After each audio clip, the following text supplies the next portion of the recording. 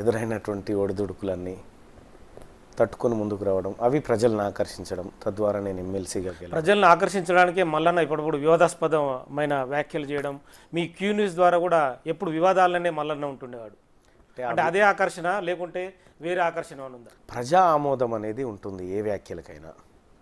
మీరు చేసినా నేను చేసినటువంటి అవి ఏం వ్యాఖ్యలు తర్వాత మాట్లాడుకుందాం. సరే, నేను చేసినటువంటి కామెంట్స్ కానీ లేకపోతే వార్తలు కానీ ప్రజా ఆమోదం పొందాయి కాబట్టి నేను ఎమ్మెల్సీగా గెలుపొందాను. దానికి కులమానం అదే. కాబట్టి అది సహజంగానే అప్పట్లో ఉన్నటువంటి అధికార పక్షానికి నచ్చవు, లేదంటే అప్పట్లో ఉన్నటువంటి కొంత ప్రభుత్వ అనుకూల వర్గాలకు నచ్చవు. కానీ ప్రజలకు నచ్చాయి, ప్రజలు దాన్ని మెచ్చారు. కాబట్టే ఇవాళ ఆ పాలకులను దించేసి ప్రజాప్రభుత్వాన్ని ఏర్పాటు చేసుకోగలిగారు. అందులో నన్ను కూడా భాగస్వామ్యం చేయగలిగారు. ఆ పాలకులు మిమ్మల్ని పల్లి బఠానీ అనే సంబోధించిండు మాజీ మంత్రి కేటీఆర్. బిట్స్ పిలాని అని చెప్పి రాకేష్ రెడ్డిని సంబోధించిండు.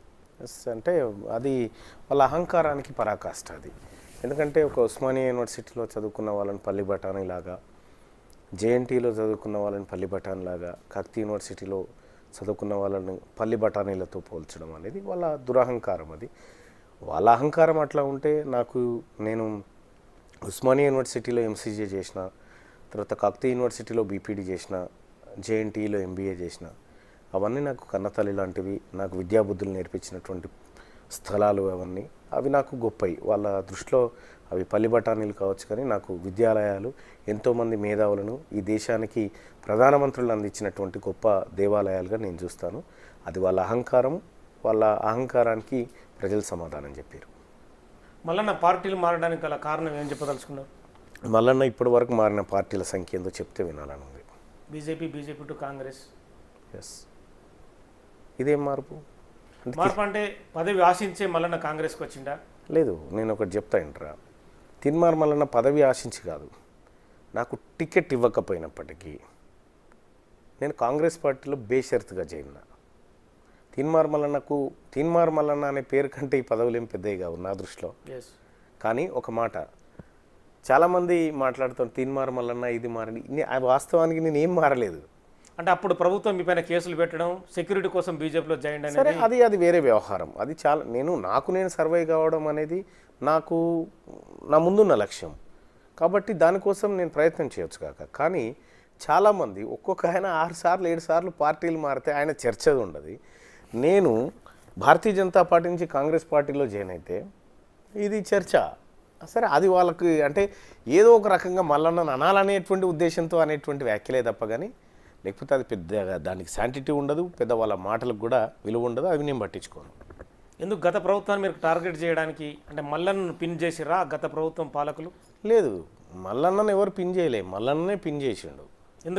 ఎందుకు చేయాల్సి వచ్చింది? ప్రజా వ్యతిరేక విధానాలని అవలంబించి ఆర్థిక వ్యవస్థను మొత్తం చిన్నాభిన్నం చేస్తూ ఉంటే, తరతరాల భవిష్యత్ అంతా తలకిందులవుతూ ఉంటే ఖచ్చితంగా బాధ్యతాయుతంగా నేను నా వ్యవహారాన్ని నిర్వర్తించిన. కాబట్టి అది సహజంగానే అప్పటి పాలకుల కంటగింపుగా ఉంది.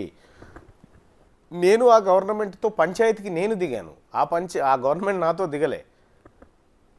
గతంలో ఉన్నటువంటి గవర్నమెంట్తో ప్రతి స్కీమ్లో, ప్రతి స్కామ్లో నేను గొడవకు దిగాను. ప్రజలకు ఇచ్చినటువంటి హామీలను విస్మరించారని చెప్పి నేను గొడవకు దిగాను తప్ప, నేను వాళ్ళని గోకిన తప్ప వాళ్ళు నన్ను గోకింది ఏం లేదు. నన్ను గోకి నన్ను లీడర్ని చేసిరు అంతే.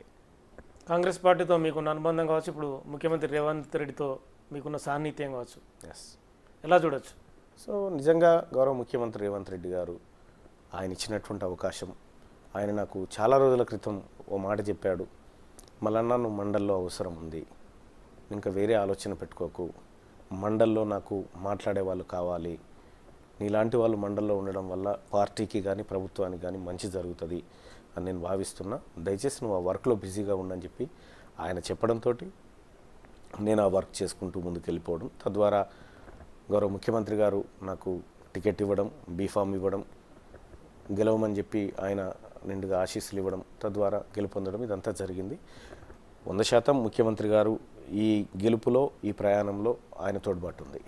చిన్న క్వశ్చన్ ఏమనుకోనంటే, గతంలో మీరు ముఖ్యమంత్రి అదే రేవంత్ రెడ్డి ప్రతిపక్షంలో ఉన్నప్పుడు చాలా వరకు తిట్టిన పరిస్థితి, మళ్ళీ అదే ముఖ్యమంత్రి మీరు ఇప్పుడు పొగుడుతున్న పరిస్థితి. అప్పుడు నేను జర్నలిస్ట్గా అంటే రెండు అంశాలు చెప్పాలి ఇక్కడ. రైట్, అక్కడ జర్నలిస్ట్గా ఉన్నప్పుడు కాంగ్రెస్ పార్టీని కూడా చాలాసార్లు విమర్శించిన.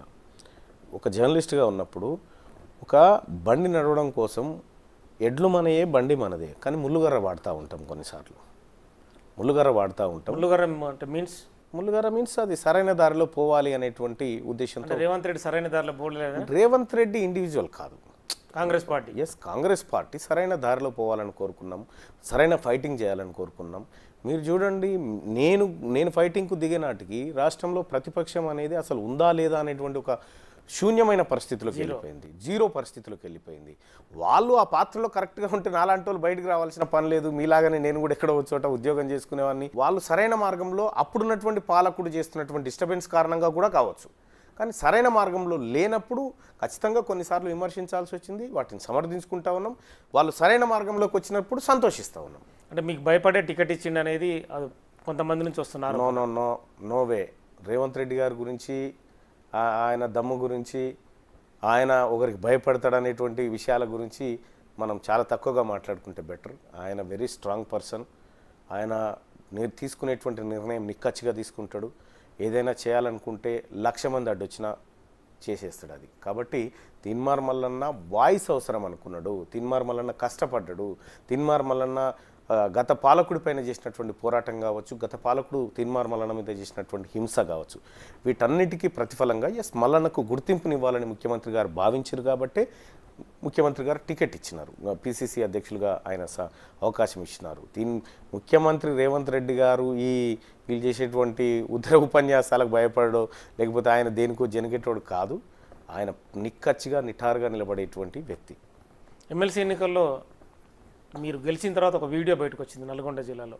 మీకు మంత్రి కోమటిరెడ్డి గ్యాప్ ఉంది, ఏదో పైసల పంపకాల్లో తేడా ఉంది, ఒక పోలీస్ స్టేషన్లో సెటిల్మెంట్ అనే ఒక ఇష్యూ. అది తప్పు. అది ఎవరికి అర్థం కాని విషయం ఏంటంటే ఇది పట్టభద్రుల ఎమ్మెల్సీ ఎన్నిక, బ్యాలెట్ ఓటింగ్. మీకు తెలుసు ఎన్ని రోజుల పాటు మీరు బ్రేకింగ్ న్యూస్ నడిపారు? దాదాపు 3-4 రోజులు ఈ కౌంటింగ్ కొనసాగుతుంది. ఎందుకంటే అది అవన్నీ ఒక దిక్కు పెట్టి తీసుకురావడం అనేది 96 టేబుల్స్ ఉంటాయి. 96 టేబుల్స్లో మాతో పాటు ఇండిపెండెంట్కి అదనపు తీసుకున్నప్పుడు దాదాపు ఒక 200 మంది ఏజెంట్లు, కౌంటింగ్ ఏజెంట్లే కావాలి మాకు. అది 3 షిఫ్టుల్లో అయితే దాదాపు 600 కావాలి. వాళ్ళకి రిలీవర్స్ 1000 మంది వ్యవస్థ. ఈ 1000 మంది నల్లగొండలో ఒక చోట తిష్ట వేసి అక్కడ వాళ్ళకు భోజనాలు, రవాణా, వ్యవహారానికి సంబంధించి మా ఫ్రెండ్స్ ఏదో పాపం వాళ్ళు అరేంజ్ చేసి ఒక అతన్ని నువ్వు నల్గొండ లోకల్ కదా పోయి ఫంక్షన్ హాల్ మాట్లాడు, అది మాట్లాడంటే ఫంక్షన్ హాల్ లేదు, ఏం లేదు, ఫోన్ స్విచ్ ఆఫ్ పెట్టుకొని వెళ్ళిపోయిన డబ్బులు తీసుకొని. దాంతో వాళ్ళు పోలీస్ స్టేషన్ పోయి కంప్లైంట్ చేశారు. పోలీస్ స్టేషన్లో మాట్లాడితే, పోలీసుల ముందు విచారణ సమయంలో మాట్లాడితే సెటిల్మెంట్ ఎట్లయితుందండి? దరిద్రం కాకపోతే ఏది చర్చ కావాలి, ఏది కాకూడదంటే రాకేష్ రెడ్డి అకౌంట్కి 30 కోట్ల రూపాయలు బీఆర్ఎస్ పార్టీ నుంచి ట్రాన్స్ఫర్ అయింది, చర్చ కావాలి కదా. రాకేష్ రెడ్డి వివిధ పెట్రోల్ బంకులకు, వైన్ షాపులకు కొట్టి వైట్ మనీని బ్లాక్గా మార్చి పంచింది, అది చర్చ కావాలి కదా. అదేది వాళ్ళ దగ్గర ఉండదు. కేవలం తిన్మార్ మల్లన్నది కాంగ్రెస్ పార్టీది మాత్రమే చర్చకు వస్తుంది. ఎంత అమౌంట్ అండి? ఒక 1000 4,000 మంది ఒక చోట ప్రతిరోజు 3 పూటల భోజనం చేసి ఆ తర్వాత అక్కడి నుంచి ట్రాన్స్పోర్టేషను వాళ్ళ ఎంత ఖర్చు అవుతుందండి? దానికోసం మా వాళ్ళు చేసుకున్నటువంటి కార్యక్రమం అండి. అది క్లియర్గా లేకపోతే పోలీస్ స్టేషన్ ఎందుకు పోతారండి? ఎవరైనా పోతారా అట్లా? డబ్బులు ఇవ్వకుంటే పోతారు, ఇంకేదన్నా. అదే కదా, ఇప్పుడు మీకు ఇవ్వకపోతే మీరైనా ఆడికే కదా పోవాల్సింది, ఆడికే పోయింది. సో ఇంకెక్కడన్నా ప్రైవేట్ చోట్ల కూర్చొని ఏదో సెటిల్మెంట్ అయ్యా ఇంకేదో చేస్తున్నారు కదా, బాధతో పోలీస్ స్టేషన్లో ఆ వీడియోని మేము రిలీజ్ చేసినామండి. అంటే మీ వీడియోని వేరే రకంగా రాసి బయటకు సర్క్యులేట్ చేశారు. అవే ఎట్లా ఉంటుంది కాంగ్రెస్ పార్టీలో భవిష్యత్తు? దేనికోసం ఆశిస్తుండు మల్లన్న? సార్ నేను ఒకటైతే కాంగ్రెస్ పార్టీ ఈ దేశానికి రాహుల్ గాంధీ ప్రధానమంత్రి కావాలి, మా డ్రీమ్ అది. గౌరవ ముఖ్యమంత్రి రేవంత్ రెడ్డి గారు చేస్తున్నటువంటి కార్యక్రమాలు 100% ప్రజలకు చేరే విధంగా, ప్రజల మెప్పు పొందే విధంగా, ఈ ప్రభుత్వం ప్రజల మన్ననలు పొందే విధంగా మా కార్యాచరణ ఉండాలని అనుకుంటా ఉన్నాం. ఖచ్చితంగా ముఖ్యమంత్రి గారు నిర్దేశించినటువంటి దిశలో మా అందరి అడుగులు పడతాయి. మేము ఆ రకంగా భవిష్యత్ కార్యాచరణ ఉంటుంది. అంతకంటే కానీ ఇంకా పర్సనల్ డ్రీమ్స్ అన్నీ లేకపోతే ఇంకోటి ఏమీ లేవు.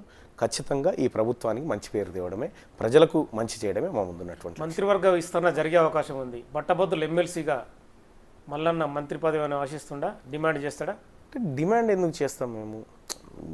తన సహచార మంత్రిగా ఎవరు ఉండాలనేది గౌరవ ముఖ్యమంత్రి గారు రేవంత్ రెడ్డి గారు నిర్ణయం తీసుకుంటారు. సో నేను మంత్రి పదవి అంటే ఒక యువ నేతగా ఇప్పుడు ఒకటి ఏంటంటే మా ముఖ్యమంత్రి గారు అవకాశం ఇస్తే చేయడానికి నేను సిద్ధంగా ఉన్నా. అవకాశం ఇస్తే, అవకాశం ఇవ్వకపోతే ఎందుకు ఇవ్వలేదు అనేది లేదు. నాకంటే మంచి క్యాండిడేట్స్ ఉన్నారు అనుకోవచ్చు, లేకపోతే ఇంకేమైనా సమీకరణాలు అనుకోవచ్చు. ఆయన తీసుకున్నటువంటి నిర్ణయం, ఇప్పుడు ఆయన దగ్గర నాకున్నటువంటి గౌరవం, నా దగ్గర ఆయనకున్నటువంటి గౌరవంలో ఏం తేడా లేదు కదా. సో ఆ మంత్రి పదవి వల్ల అధికంగా పెరుగుతుంది లేకపోతే తగ్గుతుంది అనేటువంటి మాట కాదు. ఆయన ఇచ్చేటువంటి టాస్క్ను పరిపూర్ణం చేయడమే మా ముందున్న లక్ష్యం. గత ప్రభుత్వంలో పాలకులు మీ పైన చాలా ఆరోపణలు చేశారు. మల్లన్న ఒక న్యూస్ ఛానల్ పెట్టి డబ్బులు వసూలు చేసిండు అంటే మీకు అన్ని డబ్బులునే లేదో తెలియదు కానీ ఒక ఆరోపణ, మీ దగ్గర 100-200 కోట్లు ఉన్నాయని చెప్పి ఆరోపణ. గతంలో ఎంతవరకు వాస్తవాలు? గతంలో పరిపాలనలో ఉన్నది బీఆర్ఎస్ పార్టీ కదా. బీఆర్ఎస్ పార్టీలో ఉన్న మంత్రులు, ఎమ్మెల్యేలు, ఎంపీలు వీళ్ళందరూ, మరి వీళ్ళల్లో ఎవరిని బ్లాక్మెయిల్ చేసింది లెక్కలేదు. మరి ఇంకేమని చేసినట్టు ప్రతిపక్షం? ఒక సామాన్య వ్యక్తి ఎదుగుతూనే ఖచ్చితంగా ఒక పిన్ పాయింట్ చేసే అవకాశం ఉంటుంది. అంటే విషయం ఏంటంటే నేను క్లియర్గా చెప్పిన ఎన్నికల్లో పోయే ముందే, మీకు దమ్ముంటే ఆరోపణ చేసేటువంటి బీఆర్ఎస్ పార్టీ నాయకులకు దమ్ముంటే తీన్మార్ మల్లన్న ఒక వార్త వేసి డబ్బులు వసూలు చేసిండని ఒక చిన్న ఆధారం చూపిస్తే పోటీ నుంచి తప్పుకుంటాను సవాల్ విసిరిన, ఒక్కడు కూడా నిరూపించలేకపోయాడు. అంటే కేవలం బట్టగాల్చి మీదేయాలి, ఒక నిమ్న వర్గాల వాడు ఎట్లా పైకి వస్తాడు, రాకూడదు కదా, మేమే పోవాలి కదా అనేటువంటి ఆలోచనతో దూరంతో వాళ్ళు చేస్తూ ఉన్నారు. చేసినప్పటికి కూడా ప్రజలకు నేనేందో తెలుసు, ప్రజలతో నేను ఎట్లా మమేకమవుతానో నాకు తెలుసు కాబట్టి సో ఒక అబద్ధానికి ఆన్సర్ చెప్పాల్సిన అవసరం మనకు లేదు. వాళ్ళకు నిరూపించలేరు, వదిలేసినాం బస్ అంతే. వాళ్ళ విఘ్నత గంతే, వాళ్ళ మాటలకు ఉన్నటువంటి విలువ గంతే. పట్టభద్రులు ఎమ్మెల్సీగా మీరు గెలుపొందారు అంటే మీరు పట్టభద్రులకు చేసే న్యాయం ఏ విధంగా ఉండబోతుంది అంటే మీ ఒక వ్యూ ఉంటుంది? ఎస్, పట్టభద్రులకు నేను చేయాల్సినటువంటి కార్యక్రమాలు చాలా ఉన్నాయి. వాస్తవానికి కాంగ్రెస్ పార్టీ ఇప్పటికే వారికి సంబంధించినటువంటి పనులను మొదలుపెట్టింది.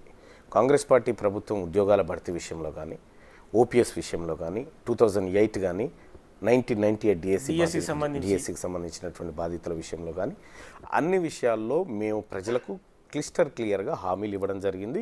ఆ హామీలను ఎంతవరకు ముందుకు తీసుకుపోతాము అనే విషయాన్ని కూడా వాళ్ళకి చెప్పడం జరిగింది. ఖచ్చితంగా మెజారిటీ పట్టభద్రులను మెప్పించడమే మా ముందున్నటువంటి లక్ష్యం. ఖచ్చితంగా వాళ్ళందరికీ కూడా మా పైన చాలా ఆశలు పెట్టుకున్నారు. ఇప్పుడు చాలామంది కూడా ఇప్పుడు 46 జీవో బాధితులు ఉన్నారు. వాళ్ళు కొద్ది గవర్నమెంట్కి అగ్నిస్ట్గా ఓటింగ్ చేసినారు, అది కనిపించింది. అంటే వాళ్ళ నిరసన వాళ్ళు తెలియజేయగలిగినారు.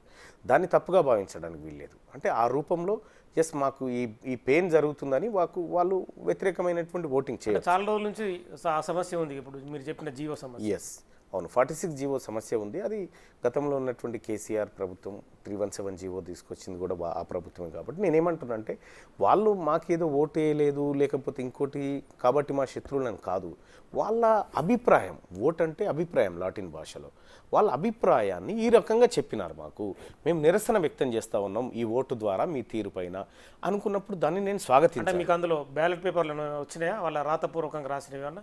ఉన్నాయి, కొన్ని ఉన్నాయి. సరే, అది ఏమైనప్పటికీ కూడా కానీ వాళ్ళది తప్పు పట్టడానికి కాదు, వాళ్ళు బాధ్యతను గుర్తు చేస్తూ ఉన్నారు.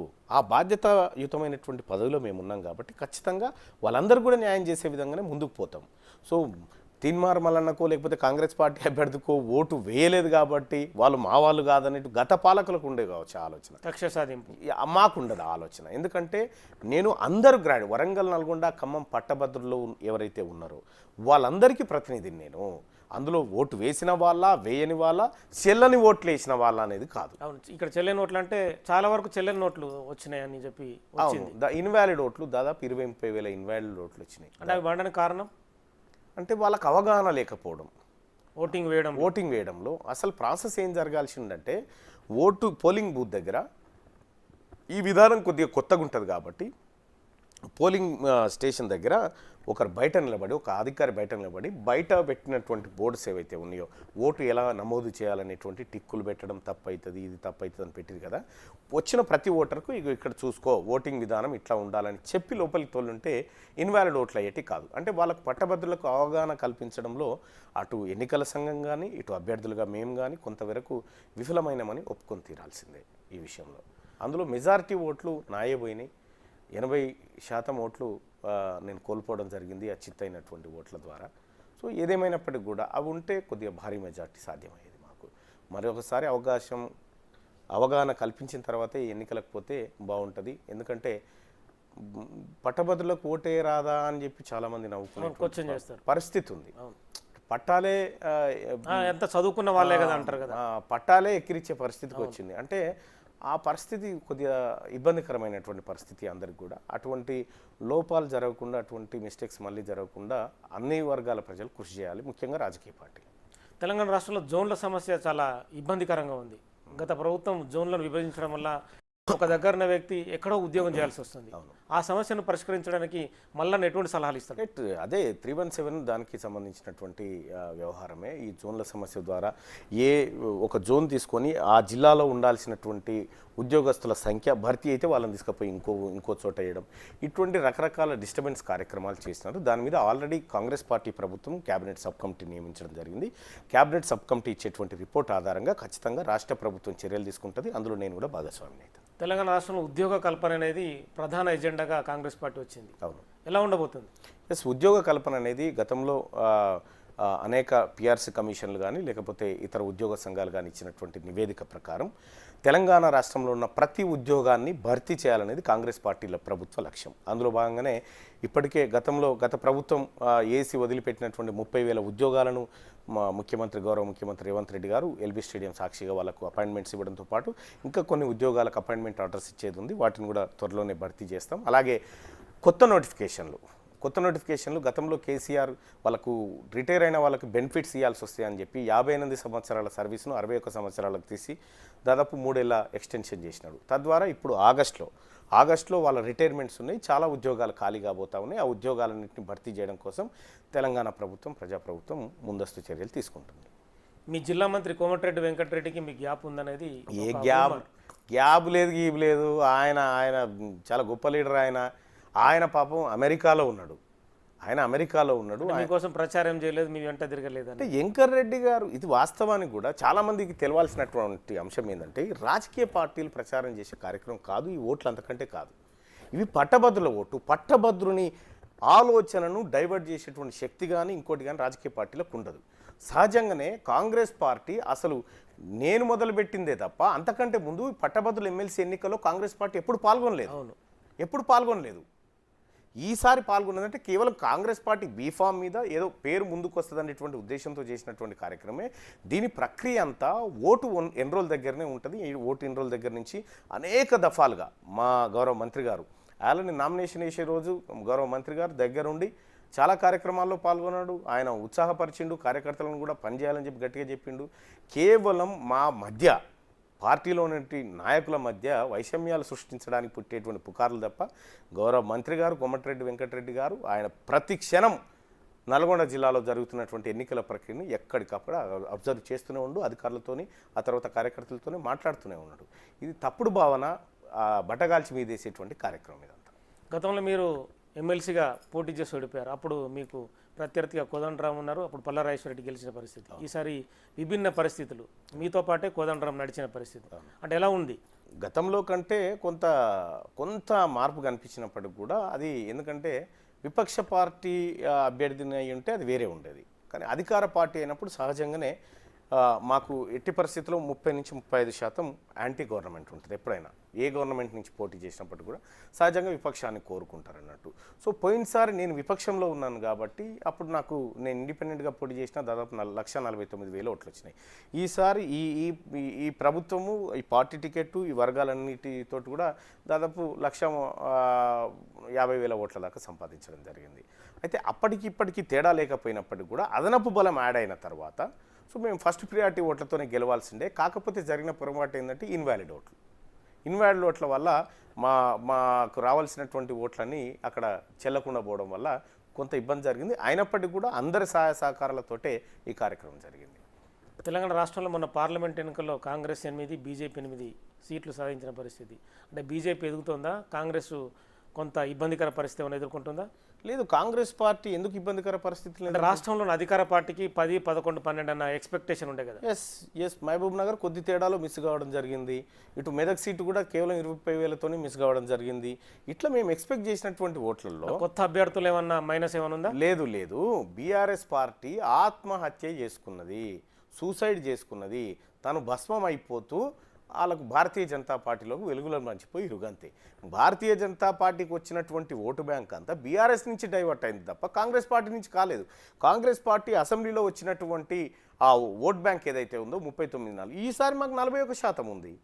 సో కాబట్టి కాంగ్రెస్ పార్టీకి ఎక్కడ ఓట్ బ్యాంక్ తగ్గలేదు. కాంగ్రెస్ పార్టీ పట్ల ప్రభుత్వంలో ప్రజల్లో వ్యతిరేకత ఎక్కడలేదు. క్లియర్గా మాకు మెజార్టీ పెరుగుతూ వస్తూ ఉంది. సైమల్టేనియస్గా భారతీయ జనతా పార్టీది కూడా మీరు తీసుకుంటే 2018 అసెంబ్లీ ఎన్నికల్లో భారతీయ జనతా పార్టీకి వచ్చినటువంటి ఓటింగ్ శాతం చాలా తక్కువ. అదే 2019లో జరిగినటువంటి పార్లమెంట్ ఎన్నికల్లో కొద్దిగా ఎక్కువ వచ్చింది. ఆ తర్వాత జరిగినటువంటి మొన్నటి అసెంబ్లీలో తగ్గింది, మళ్ళీ ఇప్పుడు పార్లమెంట్లో మళ్ళీ పెరిగింది. అంటే కేవలం పార్లమెంట్ ఎన్నికల్లో మాత్రమే కొంత పర్ఫార్మెన్స్ చూపించేటువంటి పరిస్థితి భారతీయ జనతా పార్టీకి ఉంటుంది. రేపు స్థానిక సంస్థల ఎన్నికలు వస్తా ఉన్నాయి. స్థానిక సంస్థల ఎన్నికల్లో గ్రాస్ రూట్ లెవెల్లో కింద గ్రామాల స్థాయిలో భారతీయ జనతా పార్టీ కనిపించగలుగుతుందా? అక్కడ ఉన్నటువంటి వ్యవస్థ ఎంతవరకు బలంగా ఉంది? కాబట్టి ఏంటంటే కేవలం అర్బన్ ఓట్లను ఆకర్షించారు. ఎస్, అంతవరకే. అది కూడా భారతీయ జనతా పార్టీకి పోలైనటువంటి ఓట్లు బీఆర్ఎస్ పార్టీ కనుక తన ఓటు షేర్ను తను తీసుకోగలిగితే కాంగ్రెస్ పార్టీ ఈజీగా 14-15 స్థానాలు కొట్టేది. ఇక్కడ ముఖ్యమంత్రి గారు అన్నట్టుగా బీఆర్ఎస్ పార్టీ తన ఓటు షేర్ను బలిపెట్టి భారతీయ జనతా పార్టీకి లబ్ధి చేకూర్చేటువంటి కార్యక్రమం చేసింది. కాబట్టి ఇలా కొంత కాంగ్రెస్ పార్టీ అనుకున్న దిశగా కాకపోయినా మంచి రిజల్ట్ సాధించింది. రైతు రుణమాఫీ, రైతు బంధు లాంటి ఏమన్నా ఏవైతే అవి ఉన్నాయో ఆ పథకాలు ఏమైనా దెబ్బతీసాయా? ఎక్కడ ఏం లేదు. అంటే ఆగస్టు 15కి వేస్తా అని చెప్పి ముఖ్యమంత్రి ప్రకటించారు. ఎస్, ముఖ్యమంత్రి గారు చెప్పారు కాబట్టే ముఖ్యమంత్రి గారు ఆ ప్రకటన చేసిన తర్వాత ఆ ఎన్నిక జరిగింది. ఆ ఎన్నిక అయిపోయిన తర్వాత రైతు బిడ్డలు గ్రాడ్యుయేట్స్ నాకు ఓటేసినారు, నన్ను గెలిపించినారు అంటే ముఖ్యమంత్రి గారు చెప్పినటువంటి మాటను ప్రజలు విశ్వసించినారు. ఆగస్టు 15 లోపల 2 లక్షల రూపాయల రుణమాఫీ చేసి తీరుతాం ఈ రాష్ట్ర ప్రభుత్వం చేయబోతా ఉంది. ప్రజలకు ఇచ్చినటువంటి మాట నిలబెట్టుకోబోతా ఉంది. బీఆర్ఎస్ పార్టీ పూర్తి సైలెంట్కు కారణం ఏమని చెప్పొచ్చు? ఇంకా ఏముంది, బీఆర్ఎస్ పార్టీ తనకు తాను అదృశ్యం అవుతా ఉంది.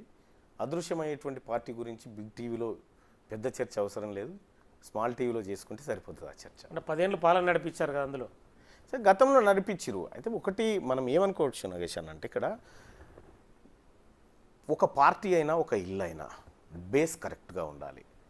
ఇప్పుడు కాంగ్రెస్ పార్టీ ఉంది, ఇది ఒక స్వతంత్ర పోరాటము, ఇది ఒక లౌకిక పార్టీ, ఇక్కడ ఒక సంస్కృతి, ఒక సిద్ధాంతము అనేది ఈ పార్టీకి ఉంటుంది. అటు భారతీయ జనతా పార్టీకి హిందుత్వము, ఇంకోటి ఎజెండా, ఆ సిద్ధాంతం. వీళ్ళకి ఏ సిద్ధాంతం ఉందని 2014లో వచ్చింది, బయట తయారైనటువంటి తెలంగాణ అనేటువంటి మూమెంట్ ద్వారా అధికారంలోకి వచ్చారు.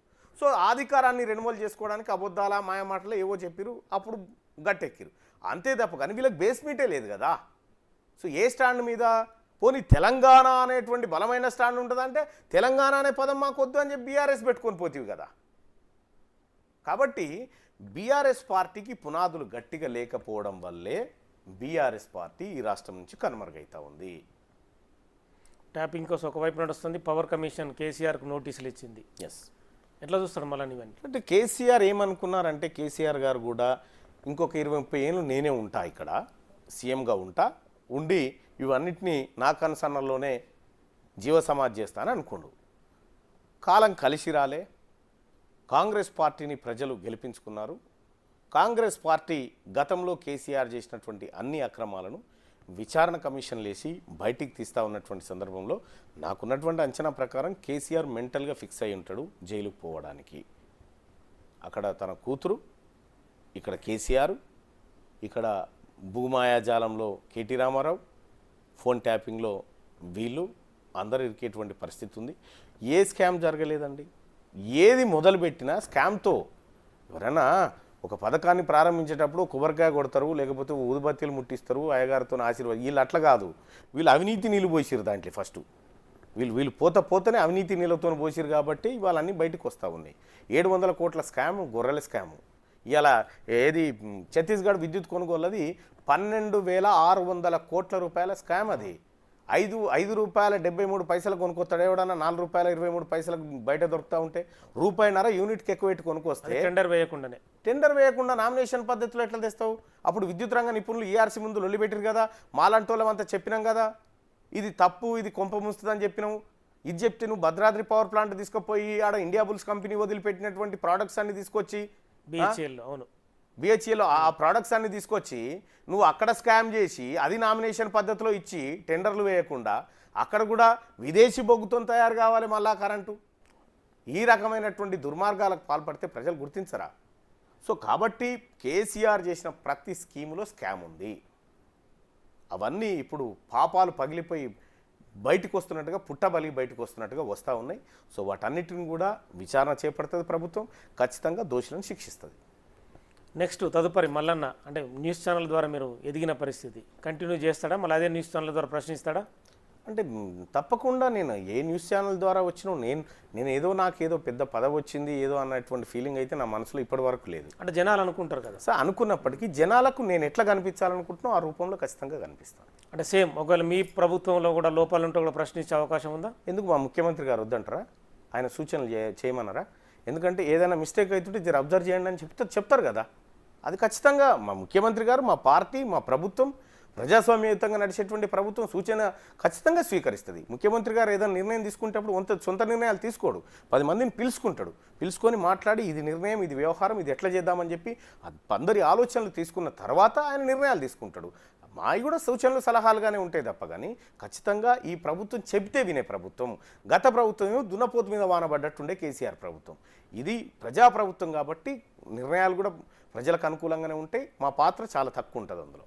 పక్క రాష్ట్రంలో కూటమి ప్రభుత్వం ఏర్పాటు చేసింది, ఇక్కడ రాష్ట్రంలో కాంగ్రెస్ ఉంది. ఎస్, ఎలా ఉంటుంది సమన్వయం అనేది అంటే మీకున్న నాలెడ్జ్ ప్రకారం? సో సమన్వయం అనేది రాజకీయాల్లో శాశ్వతంగా సమన్వయాలు ఉండవు.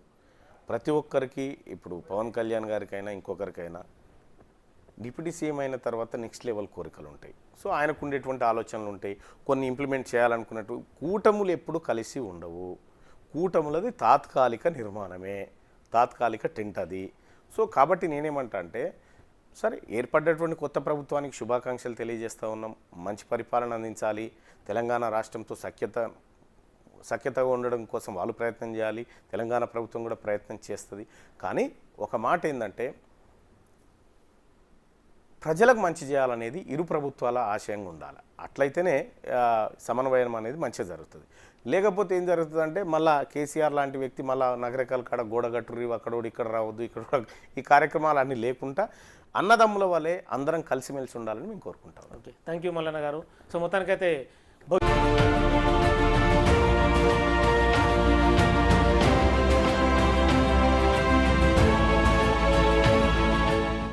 నేను తీన్మార్ మల్లన్న అనే నేను శాసన పరిషత్తు సభ్యునిగా ఎన్నికైనందున శాసనం ద్వారా నిర్మితమైన భారత రాజ్యాంగం పట్ల నిజమైన విశ్వాసం, విధేయత చూపుతానని, భారతదేశ సార్వభౌమాధికారాన్ని, సమగ్రతను కాపాడుతానని, నేను స్వీకరించబోయే కర్తవ్యాన్ని శ్రద్ధాశక్తులతో నిర్వర్తిస్తానని పవిత్ర హృదయంతో ప్రతిజ్ఞ చేస్తున్నాను.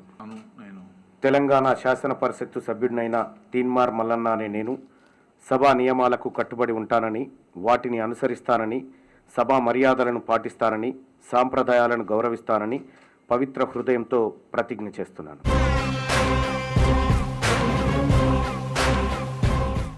ఎమ్మెల్సీగా ఎన్నికైన తీర్మాన్ మల్లన్న ప్రస్తుతం బిగ్ టీవీ స్టూడియోలో ఉన్నారు. నమస్తే మల్లన్న గారు. నమస్తే అన్న. టీవీ ఛానల్ నుంచి అంచెలంచెలుగా ఇది ఎమ్మెల్సీగా ఎన్నికయ్యారు. అంటే మీ లక్ష్యం ఏదనుకోవచ్చు? ప్రజలకు ఏదన్నా మంచి చేయాలన్నది నా ముంగట్టున్నటువంటి లక్ష్యం.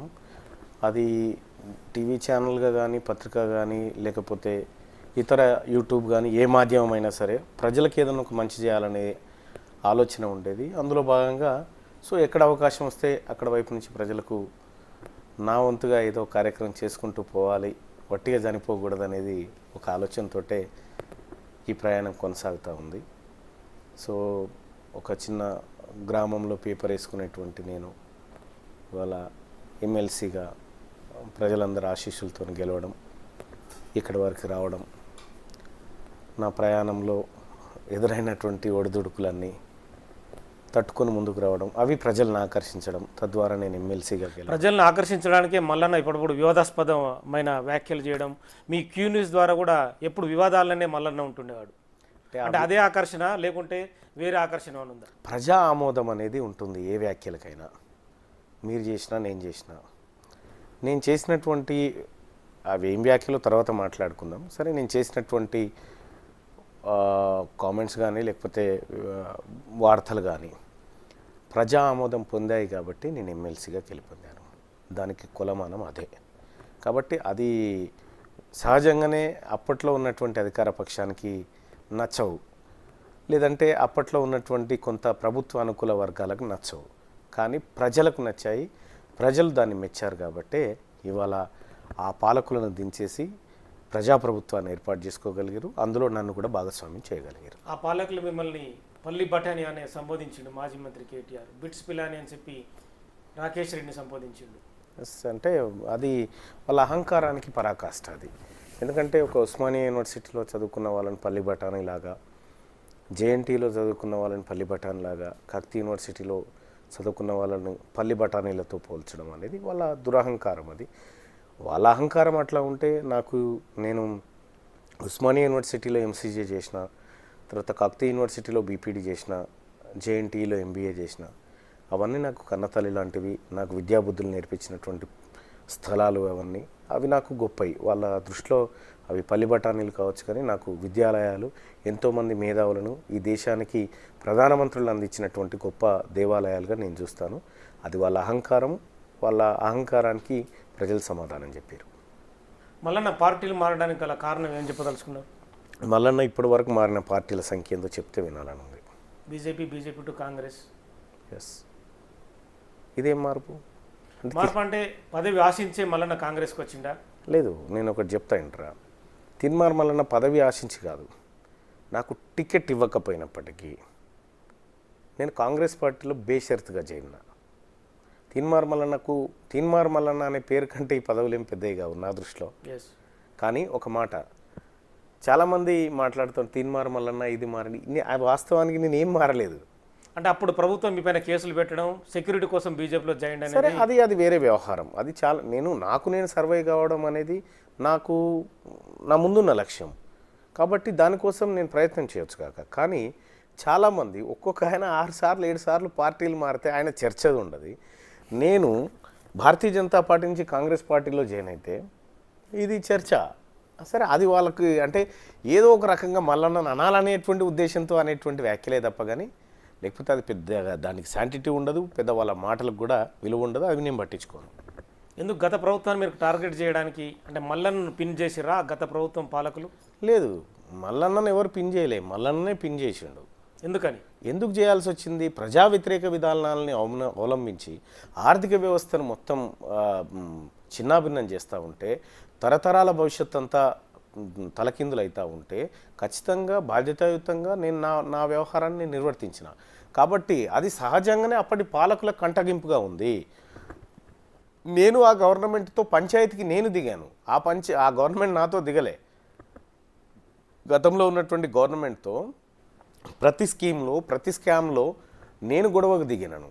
ప్రజలకు ఇచ్చినటువంటి హామీలను విస్మరించారని చెప్పి నేను గొడవకు దిగాను తప్ప, నేను వాళ్ళని గోకిన తప్ప వాళ్ళు నన్ను గోకింది ఏం లేదు. నన్ను గోకి నన్ను లీడర్ని చేసారు అంతే. కాంగ్రెస్ పార్టీతో మీకున్న అనుబంధం కావచ్చు, ఇప్పుడు ముఖ్యమంత్రి రేవంత్ రెడ్డితో మీకున్న సాన్నిధ్యం కావచ్చు, ఎలా చూడొచ్చు?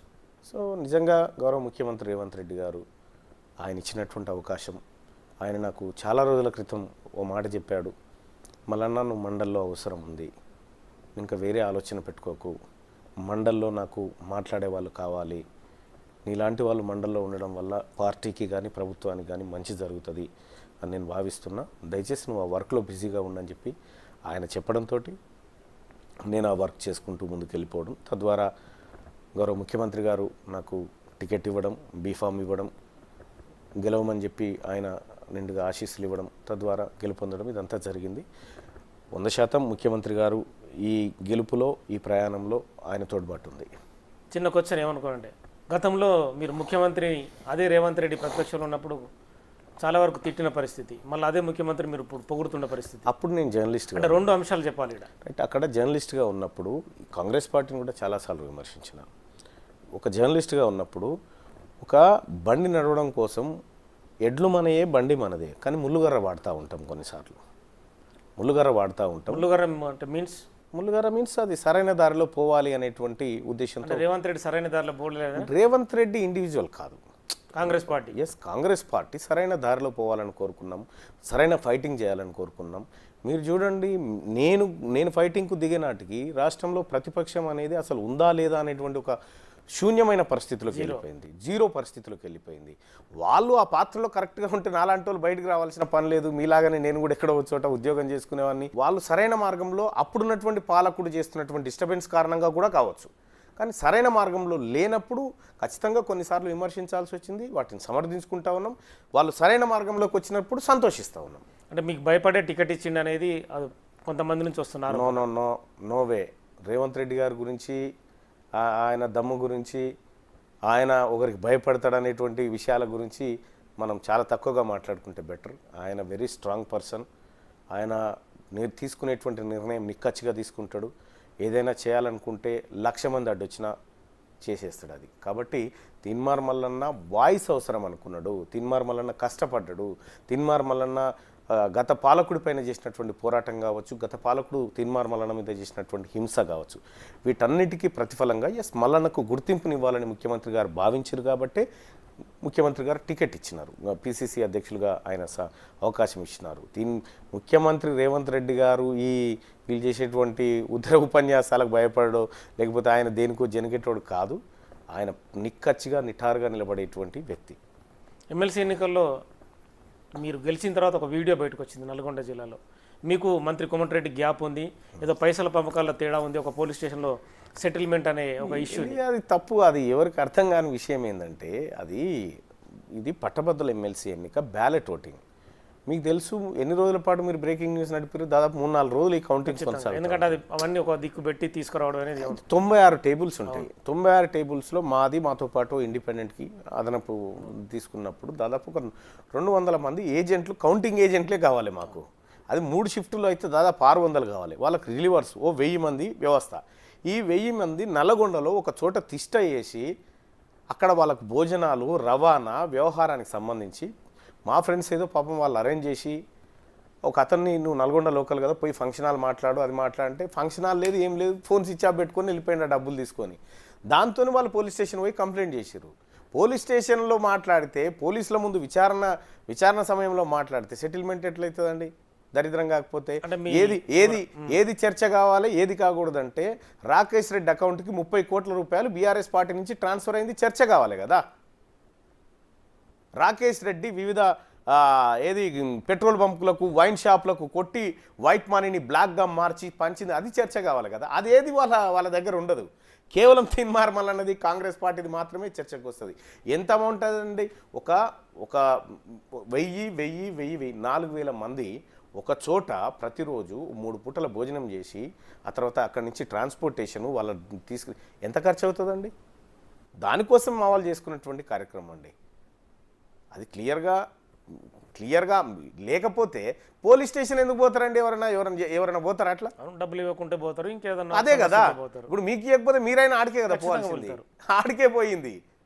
సో ఇంకెక్కడన్నా ప్రైవేట్ చోట్ల కూర్చొని ఏదో సెటిల్మెంట్ అయ్యా ఇంకేదో చేస్తున్నారు కదా, బాధతో పోలీస్ స్టేషన్లో ఆ వీడియోని మేము రిలీజ్ చేసినామండి. అంటే మీ వీడియోలు వేరే రకంగా రాసి బయటకు సర్క్యులేట్ చేశారు. అవే ఎట్లా ఉంటుంది కాంగ్రెస్ పార్టీలో భవిష్యత్తు? దేనికోసం ఆశిస్తుండు మల్లన్న? సార్ నేను ఒకటైతే కాంగ్రెస్ పార్టీ ఈ దేశానికి రాహుల్ గాంధీ ప్రధానమంత్రి కావాలి, మా డ్రీమ్ అది. గౌరవ ముఖ్యమంత్రి రేవంత్ రెడ్డి గారు చేస్తున్నటువంటి కార్యక్రమాలు 100% ప్రజలకు చేరే విధంగా, ప్రజల మెప్పు పొందే విధంగా, ఈ ప్రభుత్వం ప్రజల మన్ననలు పొందే విధంగా మా కార్యాచరణ ఉండాలని అనుకుంటా ఉన్నాం. ఖచ్చితంగా ముఖ్యమంత్రి గారు నిర్దేశించినటువంటి దిశలో మా అందరి అడుగులు పడతాయి. మేము ఆ రకంగా భవిష్యత్ కార్యాచరణ ఉంటుంది. అంతకంటే కానీ ఇంకా పర్సనల్ డ్రీమ్స్ అన్నీ లేకపోతే ఇంకోటి ఏమీ లేవు. ఖచ్చితంగా ఈ ప్రభుత్వానికి మంచి పేరు తేవడమే, ప్రజలకు మంచి చేయడమే మా ముందున్నటువంటి. మంత్రివర్గ విస్తరణ జరిగే అవకాశం ఉంది. పట్టభద్రులు ఎమ్మెల్సీగా మల్లన్న మంత్రి పదవి అని ఆశిస్తుండా, డిమాండ్ చేస్తాడా? అంటే డిమాండ్ ఎందుకు చేస్తాం మేము? తన సహచార మంత్రిగా ఎవరు ఉండాలనేది గౌరవ ముఖ్యమంత్రి గారు రేవంత్ రెడ్డి గారు నిర్ణయం తీసుకుంటారు. సో నేను మంత్రి పదవి అంటే ఒక యువ నేతగా ఇప్పుడు ఒకటి ఏంటంటే మా ముఖ్యమంత్రి గారు అవకాశం ఇస్తే చేయడానికి నేను సిద్ధంగా ఉన్నా. అవకాశం ఇవ్వకపోతే ఎందుకు ఇవ్వలేదు అనేది లేదు. నాకంటే మంచి క్యాండిడేట్స్ ఉన్నారు అనుకోవచ్చు, లేకపోతే ఇంకేమైనా సమీకరణాలు అనుకోవచ్చు. ఆయన తీసుకున్నటువంటి నిర్ణయం, ఇప్పుడు ఆయన దగ్గర నాకున్నటువంటి గౌరవం, నా దగ్గర ఆయనకున్నటువంటి గౌరవంలో ఏం తేడా లేదు కదా. సో ఆ మంత్రి పదవి వల్ల అధికంగా పెరుగుతుంది లేకపోతే తగ్గుతుంది అనేటువంటి మాట కాదు.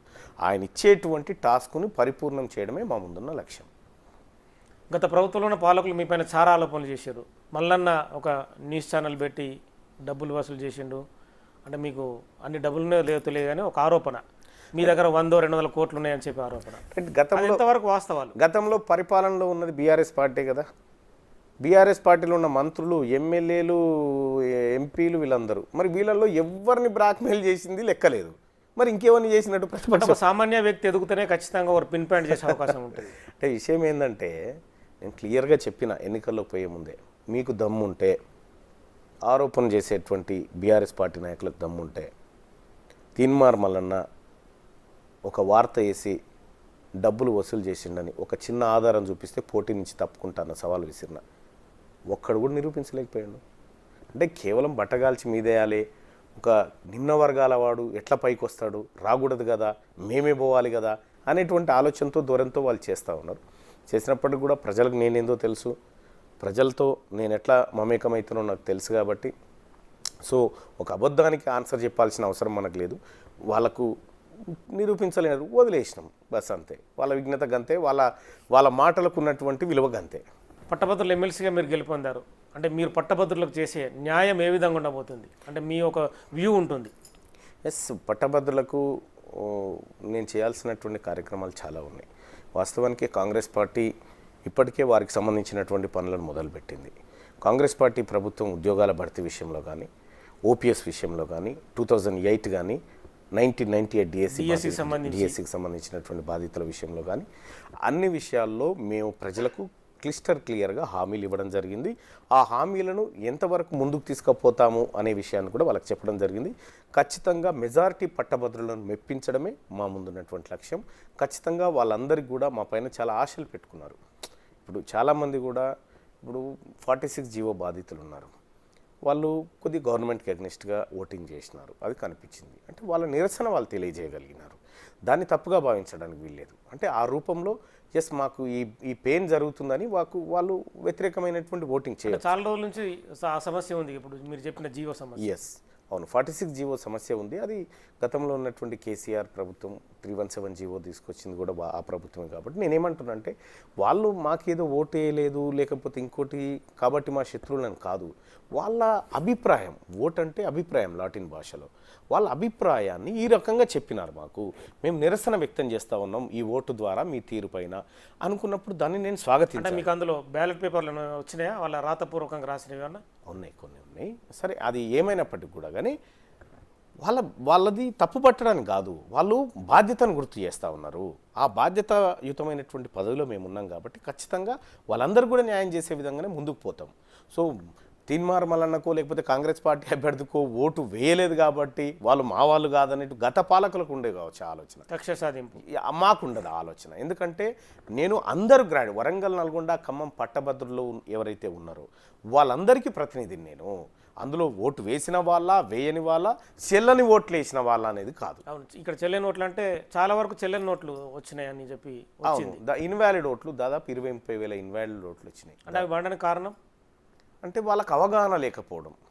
ఓటింగ్ వేయడంలో అసలు ప్రాసెస్ ఏం జరగాల్సి ఉందంటే పోలింగ్ బూత్ దగ్గర ఈ విధానం కొద్దిగా కొత్తగా ఉంటుంది కాబట్టి పోలింగ్ స్టేషన్ దగ్గర ఒకరు బయట నిలబడి, ఒక అధికారి బయట నిలబడి బయట పెట్టినటువంటి బోర్డ్స్ ఏవైతే ఉన్నాయో ఓటు ఎలా నమోదు చేయాలనేటువంటి టిక్కులు పెట్టడం తప్పవుతుంది, ఇది తప్పవుతుంది అని పెట్టింది కదా. వచ్చిన ప్రతి ఓటర్కు ఇక్కడ చూసుకో ఓటింగ్ విధానం ఇట్లా ఉండాలని చెప్పి లోపలికి తోలుంటే ఇన్వాలిడ్ ఓట్లు అయ్యేటి కాదు. అంటే వాళ్ళకు పట్టభద్రులకు అవగాహన కల్పించడంలో అటు ఎన్నికల సంఘం కానీ ఇటు అభ్యర్థులుగా మేము కానీ కొంతవరకు విఫలమైనమని ఒప్పుకొని తీరాల్సిందే ఈ విషయంలో. అందులో మెజారిటీ ఓట్లు నాయే పోయినాయి.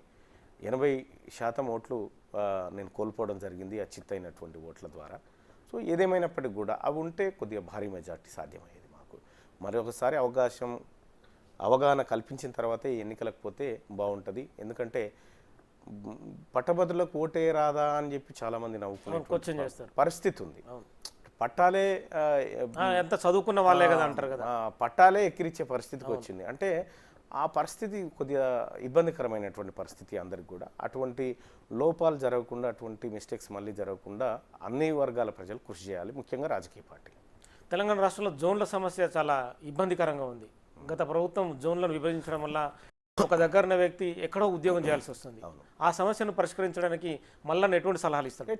అదే 317 దానికి సంబంధించినటువంటి వ్యవహారమే. ఈ జోన్ల సమస్య ద్వారా ఒక జోన్ తీసుకొని ఆ జిల్లాలో ఉండాల్సినటువంటి ఉద్యోగస్తుల సంఖ్య భర్తీ అయితే వాళ్ళని తీసుకుపోయి ఇంకో చోట వేయడం, ఇటువంటి రకరకాల డిస్టర్బెన్స్ కార్యక్రమాలు చేసినారు. దాని మీద ఆల్రెడీ కాంగ్రెస్ పార్టీ ప్రభుత్వం క్యాబినెట్ సబ్ కమిటీ నియమించడం జరిగింది. క్యాబినెట్ సబ్ కమిటీ ఇచ్చేటువంటి రిపోర్ట్ ఆధారంగా ఖచ్చితంగా రాష్ట్ర ప్రభుత్వం చర్యలు తీసుకుంటుంది. అందులో నేను కూడా భాగస్వామిని అవుతాను. తెలంగాణ రాష్ట్రంలో ఉద్యోగ కల్పన అనేది ప్రధాన ఎజెండాగా కాంగ్రెస్ పార్టీ వచ్చింది. అవును, ఎలా ఉండబోతుంది?